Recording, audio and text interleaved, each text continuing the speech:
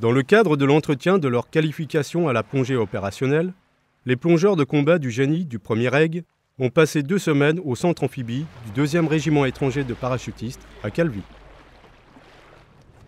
Durant leur séjour, les légionnaires ont effectué une trentaine de plongées à l'air et à l'oxygène.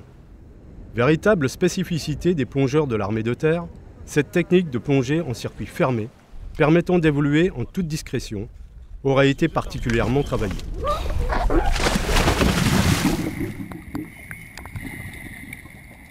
Tout ce qui est plongée à l'air, d'une part, ça sert bien pour l'instruction parce qu'on voit bien.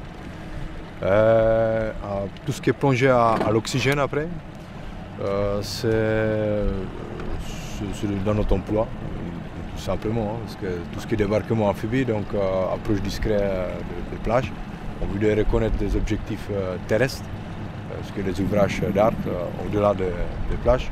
On veut des débarquements de force, donc c'est notre boulot. Et en plus, on peut rajouter dessus que c'est la spécificité du milieu.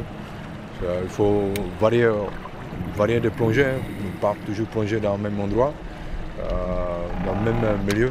Je parlais de l'eau douce et l'eau des mers. Comme ça, on devient polyvalent. Du fait de la vocation amphibie de la 6e brigade légère blindée, l'entraînement en façade maritime est indispensable pour les plongeurs du 1er régiment étranger de génie. Néanmoins, les eaux intérieures restent leur milieu de prédilection. Bien.